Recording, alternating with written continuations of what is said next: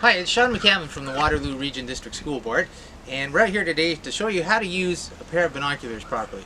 And the first thing I'll say before you start using binoculars is never look through binoculars towards the sun.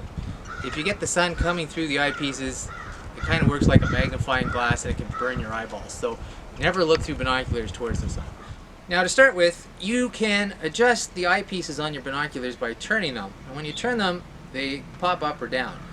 If you wear glasses, you want those eyepieces down, and if you don't wear glasses, you want those eyepieces up. So I'm wearing glasses today, so I'm going to pop those down. And if you hold your binoculars in two hands, you can move the binoculars, the eyepieces closer together, or move them farther apart. And if you have them too far apart, sometimes you see two different circles when you're looking through them. And if you have them too close together, you can get a black line down the middle. And so a good place to start is just to have a look at something out in the field or across the street and just move them so that they fit your eyes. Now, the most important part of the binoculars is this little piece in the middle that rolls back and forth. This is what's going to focus the picture for you. This is what's going to adjust what you see.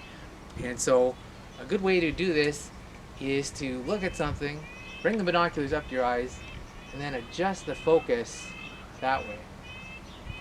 And sometimes I find with students that if they've focused on an object and then they walked around a little bit and then they want to look at something else, they put the binoculars up and they say they're not working anymore. You have to adjust that focus knob every single time you look at something that's a different distance away. And so they're a good tool just to get out in your neighborhood, walk around, and maybe you can find some birds in your own backyard.